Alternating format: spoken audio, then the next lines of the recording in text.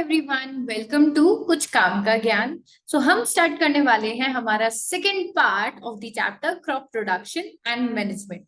जैसा कि एवरीवन हमने हमारी लास्ट क्लास में देखा था कि हमारे क्रॉप प्रोडक्शन में जो टॉपिक्स हमने कवर किए थे that were season based crop, जिसमें हमने खरीफ, राबी एंड ज़ैद के बारे में पढ़ा था। और सेकंड हमने पढ़ा था topic which is that is agriculture activity, जिसमें एग्रीकल्चर एक्टिविटी में हमने कई सारी activities, for example preparation of the soil, preparation of the crop, and इसके अलावा सोइंग, एंड इसके अलावा addition of manure and fertiliser complete कर लिया था। Okay, so now we are going to start our next topic. सो हम पढ़ने वाले हैं अब हमारे इस पार्ट में that is irrigation.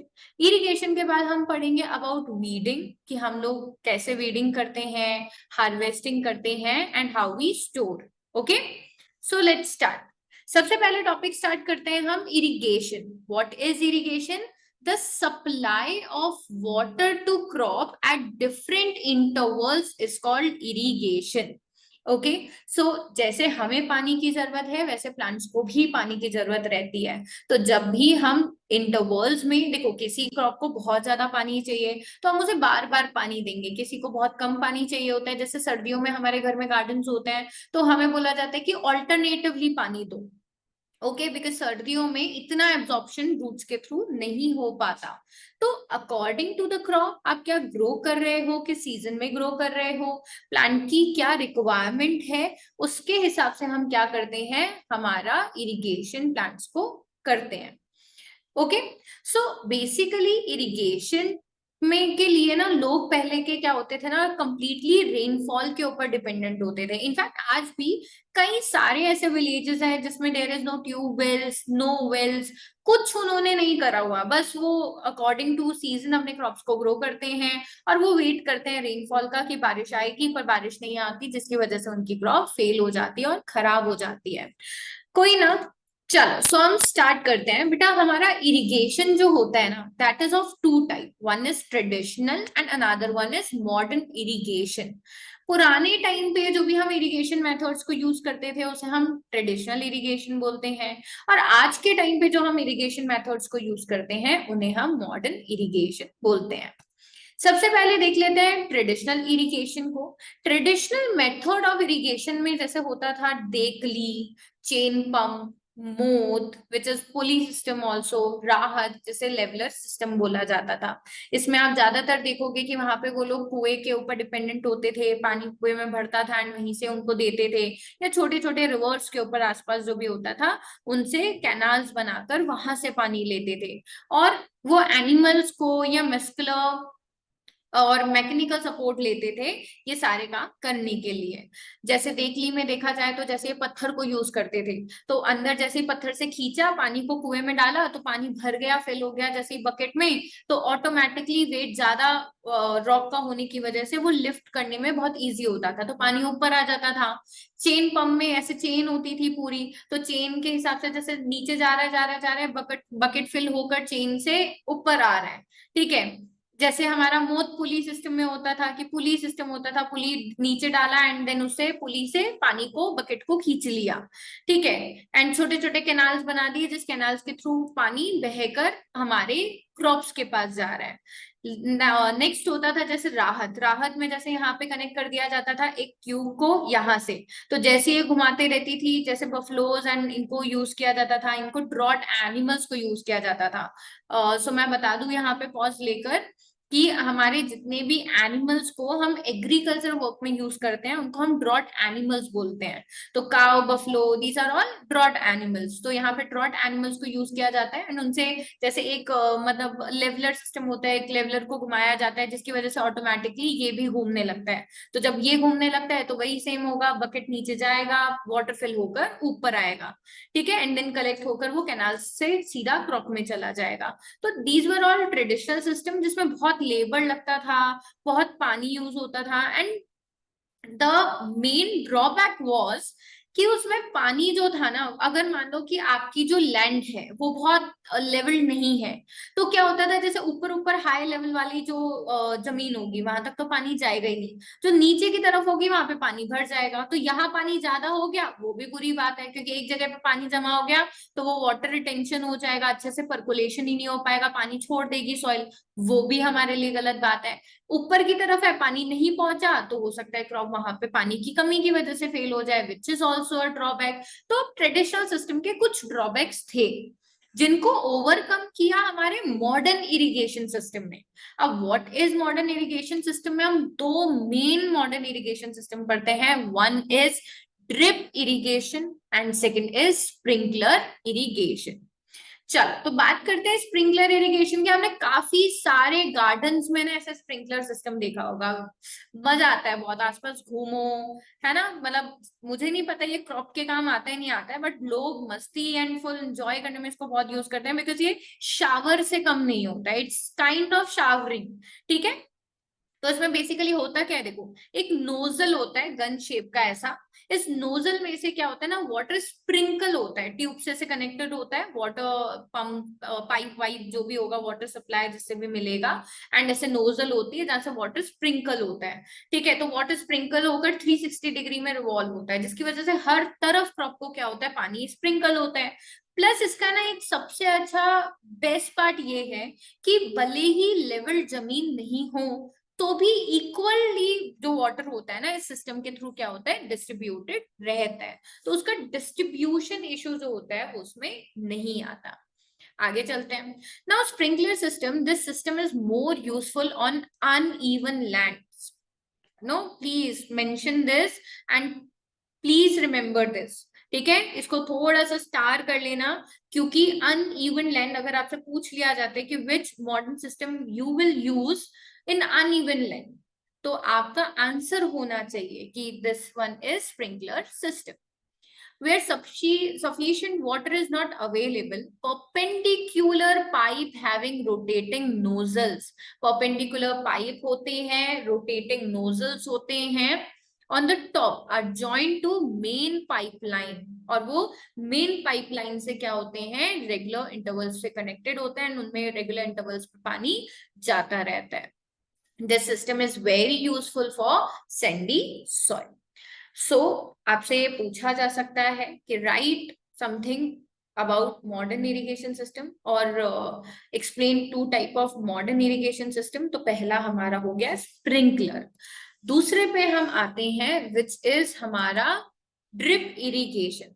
No, drip irrigation की एक चीज है जो प्लीज प्लीज प्लीज ध्यान रखना, which is it is boon in regions where the availability of water is poor। अगर आपसे पूछा जाता है कि अगर कहीं ऐसा विलेज है या ऐसा जगह है जहाँ पे ड्रॉट रहती है या पानी बहुत ही ज्यादा कम है, तो ऐसी जगहों पे कौन सा इरिगेशन सिस्टम आप यूज करेंगे, तो उसका आंसर होना चाहिए drip irrigation, because drip irrigation सबसे कम वाटर को यूज करती है, एंड दिस इज फैबुलस, बहुत अच्छा सिस्टम होता है ये।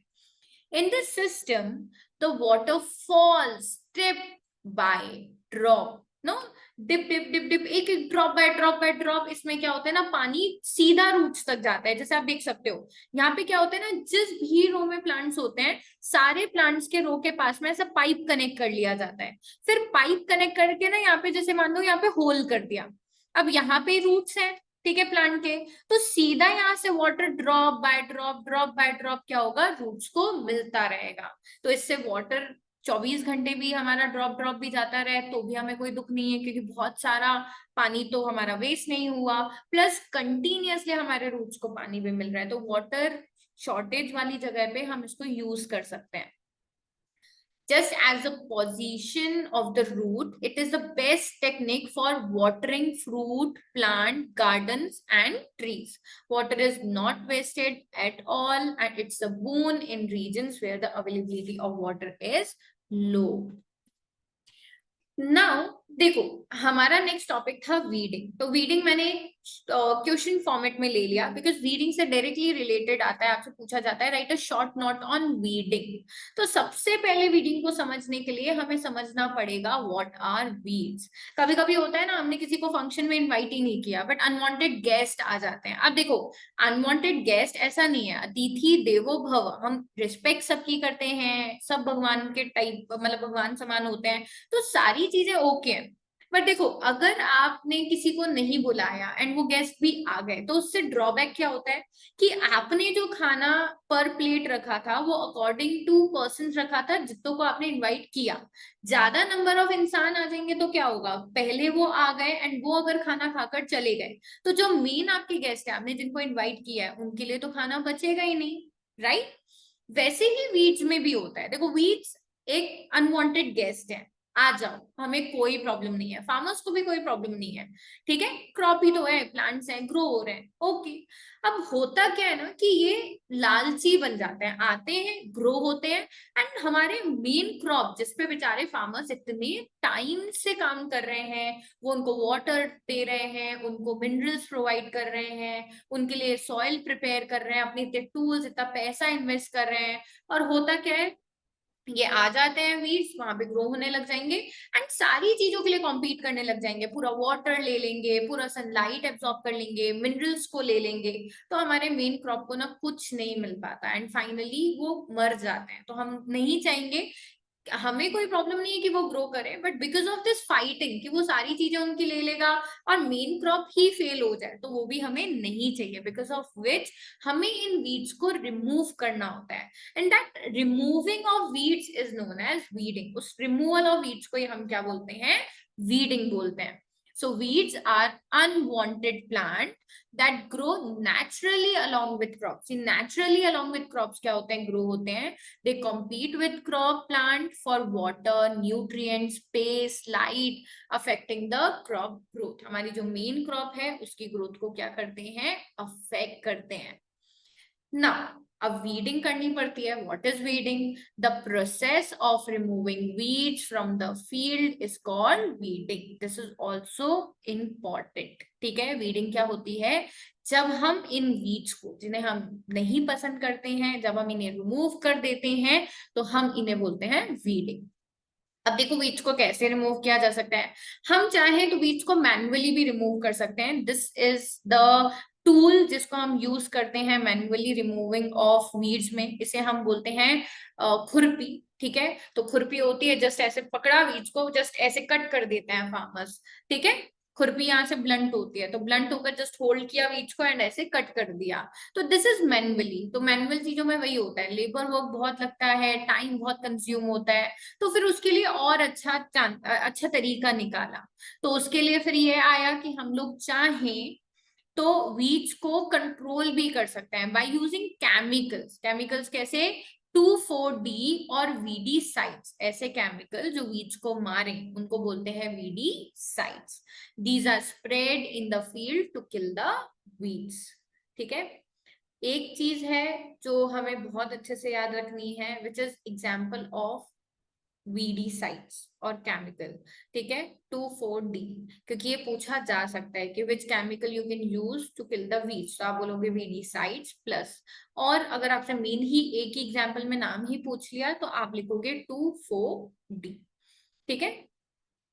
चलो, अब नेक्स्ट प्रोसेस आ जाता है हमारा एग्रीकल्चर प्रैक्टिसिंग में। नेक्स्ट तो छोड़ो, ये सबसे लास्ट क्रॉप रिलेटेड होता है। अब फाइनली नो बैसाखी आती है ना हमारे, तो बैसाखी आ गई है, हार्वेस्टिंग हो रही है, ठीक है। तो क्या होता है ना, बैसाखी एक फेस्टिवल होता है और ऐसे ही अलग अलग जगहों पे अलग अलग फेस्टिवल्स के नाम से वो एंजॉय किया जाता है, लोग उसको एज अ फेस्टिव मानते हैं। क्यों? क्योंकि जैसे बैसाखी है तो बैसाखी के दिन हार्वेस्टिंग होती है, तो ये एक बहुत खुशी का दिन होता है फार्मर्स के लिए, क्योंकि वो इतने टाइम से पूरे सीजन से जो भी मेहनत कर रहे थे, अब फाइनली उनकी क्रॉप क्या हो गई है, मेच्योर हो गई है। वंस जब क्रॉप मेच्योर हो जाती है तो हम उसको कट कर लेते हैं और उस प्रोसेस को बोलते हैं हार्वेस्टिंग। सो बैसाखी और पोंगल, या शायद मैं गलत हूँ, बट एक दो बहुत अच्छे अच्छे फेस्टिवल्स होते हैं अलग अलग स्टेट में, अलग अलग नामों से बनाए जाते हैं जस्ट टू सेलिब्रेट हार्वेस्टिंग। नाम भले अलग अलग हैं बट उनका मोटो एक ही होता है, बहुत खुशी से एंजॉय करना हार्वेस्टिंग को, या उसको as a festival that is celebrate करना। क्योंकि फाइनली अब उनके पास क्या होगा, पैसे आएंगे जब वो उसको हार्वेस्टेड क्रॉप को सेल करेंगे। Okay, so cutting of crop after it is mature, once जब क्रॉप मेच्योर हो जाती है और हम उसको कट करते हैं तो हम उसे क्या बोलते हैं, harvesting. In India it is either done manually, India में या तो उसे मैन्युअली किया जाता है बाय यूजिंग सिकल, ठीक है, नो, दरंतरी इसको हिंदी में बोला जाता है, और by a machine called harvester. पहले के टाइम पे सिकल यूज होता था बट अब हार्वेस्टर यूज होता है। हार्वेस्टर एक ऐसी मशीन होती है, जैसा you can see everyone in this, no, tractor driven machine होती है ऐसा आगे की तरफ, ये हार्वेस्टर होता है। तो हार्वेस्टर क्या करता जाता है, उसको कट करता जाएगा बिल्कुल लेवल से, ठीक है। चलो, आफ्टर हार्वेस्टिंग हम लोग डायरेक्टली मार्केट में हमारे ग्रेन्स को सेल नहीं कर सकते। कुछ प्रोसेसेस होते हैं जो हमें करने पड़ते हैं। जैसे पहला प्रोसेस है हमारा थ्रेशिंग। थ्रेशिंग क्या होता है, हमारे ग्रेन्स के साथ ना क्या होता है, कुछ कचरा आ जाता है, जैसे covering of that grains, grain के साथ उनकी कवरिंग्स भी आ जाती हैं, उनके वो स्टेम पार्ट भी आ जाता है उसके साथ साथ। तो स्टेम वाले पार्ट को, उस कवरिंग वाले पार्ट को हम क्या करते हैं, रिमूव करते हैं। तो the separation of the grain from the chaff is called threshing. बहुत इंपॉर्टेंट है, थ्रेशिंग की डेफिनेशन प्लीज कर लीजिएगा। Okay, so this is very important. Threshing क्या होती है, so the separation of the grain from the chaff is called threshing. In the harvested crop the grain seeds are separated from the chaff, ठीक है। It is carried out with the help of a machine, एक machine की help से भी की जा सकती है जिसे हम बोलते हैं कंबाइन।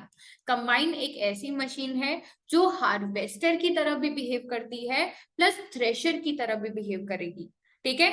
मतलब वो हार्वेस्टिंग भी साथ में कर लेगी और साथ साथ में थ्रेशिंग भी कर लेगी। जैसे यू कैन सी ये पीछे ग्रेन पड़ा हुआ है एंड आगे से वो इनको सबको हटाती जा रही है एंड अंदर हमारा बस ग्रेन बच जाएगा, ठीक है, एंड जो भी कचरा है वो अलग हो जाएगा।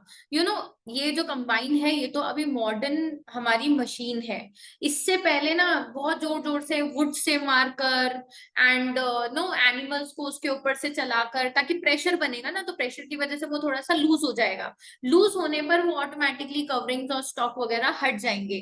नो, तो इसके लिए बहुत सारी ड्रम्स पीट पीट कर, जोर जोर से ड्रम पीटे जाते थे ताकि ग्रेन्स उछले एंड वो अलग हो जाए। तो बहुत अलग अलग तरीके यूज होते थे बट फाइनली अभी के टाइम पे जो मॉडर्न टूल है वो हम यूज करते हैं विच इज कंबाइन, ठीक है। कंबाइन याद रखना एक ऐसी मशीन है जो एज अ हार्वेस्टर भी वर्क करती है और एज अ थ्रेशर भी वर्क करती है। नेक्स्ट हम लोग देखते हैं विनोइंग के बारे में। This is winnowing. Okay, so winnowing के बारे में अगर हम बात करें तो जैसे हम पहले उससे शाफ रिमूव कर रहे थे, ग्रेन को शाफ से रिमूव करना, मतलब ग्रेन्स में से शाफ को रिमूव करना इज थ्रेशिंग। ओके, इसके अलावा क्या होता है ना, बहुत माइन्यूट से, बहुत छोटे छोटे से पार्टिकल्स होते हैं जो फिर भी हमारे ग्रेन्स के साथ बच जाते हैं, तो इनको हम लोग रिमूव करते हैं by the process winnowing. No, it is a process of separation of heavier component. यहाँ हेवियर कंपोनेंट हमारा क्या है, ग्रेन्स है। Okay, these are grains from the lighter component of a mixture by wind और blowing air. होता क्या है कि हमारे दैट इज जो भी उसके साथ लाइटर जो भी हमारा वेस्ट होता है, तो उसको बहुत जोर जोर से ऊपर से ग्रेन्स को फेंका जाता है। अब ग्रेन्स हमारे बिकॉज हेवियर होते हैं, शाफ और जो भी बच जाता है नो, थ्रेशिंग में बेटा हम स्टॉक्स को भी अलग करते हैं, शाफ को तो अलग करते ही हैं, शाफ थोड़ा बहुत इधर भी आ जाता है। इसके अलावा हम उसमें स्टॉक्स को भी रिमूव करते हैं। तो शाफ आ गया, थोड़ा सा जो भी बचा हुआ, तो शाफ को यहाँ पे कंप्लीटली रिमूव कर दिया जाता है। कैसे? विनोइंग प्रोसेस से, जिसमें ग्रेन्स को जब हम बहुत ऊंचाई से नीचे फेंकते हैं तो उसकी वजह से क्या होता है, हेवियर पार्टिकल्स तो पास में सेटल डाउन हो जाते हैं और लाइटर पार्टिकल्स ब्लो अवे कर जाते हैं। Okay, so it is used by farmer with small holdings and land to separate grain and chaff. Next topic है हमारा आज का last topic which is storage.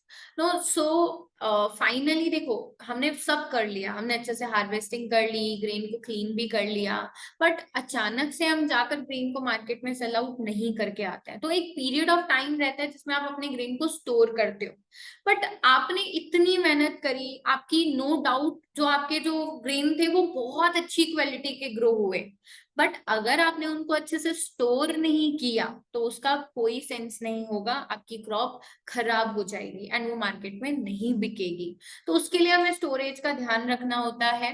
Grain obtain by threshing are dried in the open. जब भी हम store करते हैं तो उनको पहले ओपन में ड्राई करते हैं। The dried grains are stored in gunny bags और placed in property ventilated cemented halls called godowns. Okay, farmer keep dried grain in jute bags or metallic bins.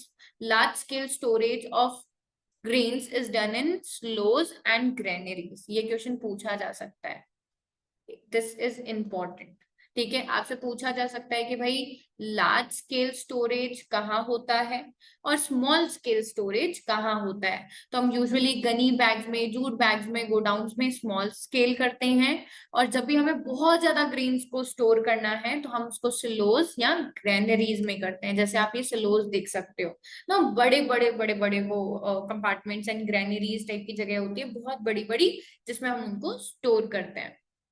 For storing large quantity of grain, a big godown, specific chemical treatment are required to protect them from pest and microorganism. No, pesticides spread होने चाहिए, वो बिल्कुल insect, pest जगह नहीं होनी चाहिए। हमें grains हमेशा ड्राई करके स्टोर करने चाहिए, बिकॉज थोड़ा सा भी मॉइस्चर होगा तो वहां पे फंगस होने के चांसेस ज्यादा रहते हैं। ठीक है, जगह बिल्कुल वहां पे रेड्स किलिंग जो केमिकल्स होते हैं वो होने चाहिए, ताकि रेड हो गए या छोटे मोटे हमारे इंसेक्ट्स वगैरह हो गए, एनिमल्स हो गए, तो वो वहां पे आकर हमारे क्रॉप को डिस्ट्रॉय न करें। Okay, so thank you everyone for today. Finally हमने हमारा आज का चैप्टर कंप्लीट कर लिया है। Okay, so for more chapters like this please like, subscribe my channel कुछ काम का ज्ञान। Bye everyone.